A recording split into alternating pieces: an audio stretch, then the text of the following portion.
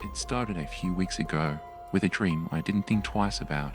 I was sitting in my old bedroom, the one from childhood that I hadn't seen in over a decade. The room looked exactly like it did back then.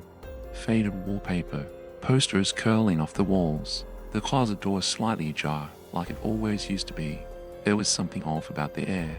It felt damp, like a basement after rain. I remember hearing nothing, but somehow knowing someone was there with me. I couldn't see them, not really, just feel them watching me. When I woke up, I felt uneasy, but brushed it off. Dreams are weird, that's what everyone says. But the next night, the same dream returned, only now. The shadows in the room had weight. A figure stood in the corner, just far enough to blur the edges of its shape, just close enough to make my skin crawl. Each time I blinked in the dream, it seemed to shift closer, but never moved, never spoke, just stared. I started to dread falling asleep, but exhaustion always won. And when it did, I returned to that room over and over. The weirdest part, the details. I saw things I hadn't thought of in years. A chip in the corner of my old nightstand, the exact pattern of the cracked pane on the ceiling. Things no one else would remember, things I barely did. Still, I convinced myself it was just stress, a weird patch of sleep, nothing more, until the day I found something in my apartment that shouldn't have been there.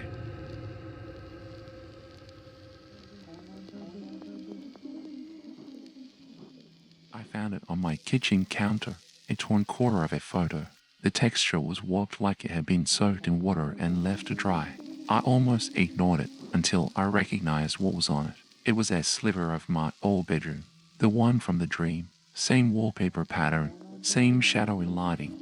But this photo wasn't digital or recent. It looked like it had been taken years ago, maybe with a disposable camera. The edges were yellowing. I don't own any photos of the room.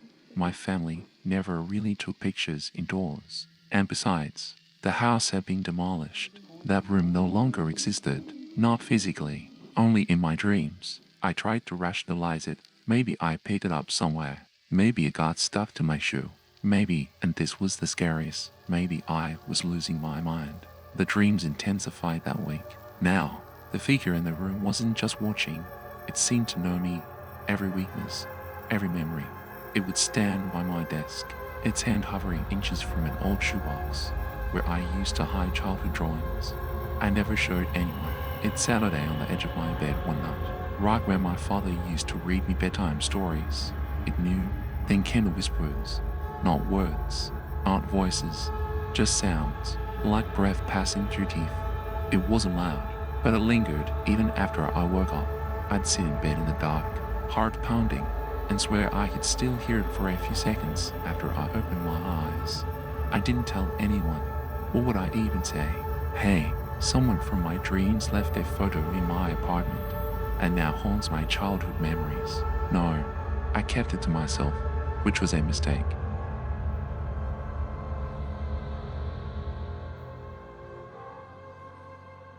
I started waking up to things being moved. At first, it was subtle. A kitchen chair slightly out of place, a drawer left open an inch, my phone charger unplugged. I chalked it up to sleepwalking, something I'd never done before. But it was the only explanation that didn't terrify me. But then I found the handwriting on the fogged bathroom mirror one morning. There were markings, not words, not anything I could read, just a jagged pattern of lines, like someone had traced their fingertip over the condensation. I stared at it for a long time. It looked familiar, but I couldn't say why. The markings appeared again the next day, this time on my window, as if drawn from the outside. I lived on the third floor, and the dreams, they changed. The figure was no longer in the shadows. It sat there in my desk chair. It leaned over me while I lay paralyzed in bed. It never touched me, never moved, just loomed, and the air, thicker, harder to breathe, like I was sinking into something dense and blank. I tried staying awake for the day straight. Coffee, loud music, cold showers, anything to keep me from drifting off. But eventually, my body gave out. I collapsed on the couch, and when I opened my eyes, I wasn't in my apartment anymore. I was back in that room, except this time, the closet door was open. There was something inside, not the figure, something else. A shape coiled like smoke, pulsating gently, as if breathing. I didn't move. I didn't blink. I didn't even try to wake up, because for the first time, I wasn't sure I could. When I finally opened my eyes in the real world, I was lying on the floor, not the couch. My nose was bleeding, and on my hand, someone had drawn the exact same jagged symbol from the mirror in ink.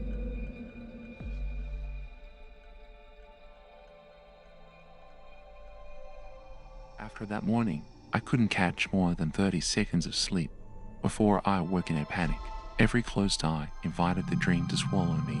The clutch between dream and reality slipped like wet sand. I began seeing shadows move at the corner of my vision during the day.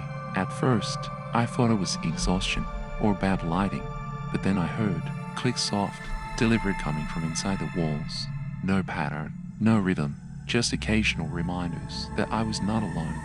One afternoon, I found a spoon embedded in the plaster by my bed, the handle jutting out, bent at an impossible angle. I didn't recall placing it there. My fingers trembled as I pried it free. The plaster crack looked like a jaded smile. That night, I fell asleep, fully dressed on the floor. I didn't mean to, but my body surrendered to the haze. I dreamt of my apartment collapsing around me, walls peeling back, revealing endless dark corridors lined with old, broken toys with childhood trophies, long discarded. At the end of the corridor, the figure waited, silent, eyes glowing faintly. I tried to scream, but a hand covered my mouth. Not the figure's my own. Somehow, in my dream, I was smothering myself. When I woke, my pillow was wet with tears and blood. Tiny droplets formed the same jagged symbol I'd seen before on the floor. Footprints made a dark dust trail toward the closet door, now standing wide open. I haven't closed my eyes since, and yet I feel it moving ever closer.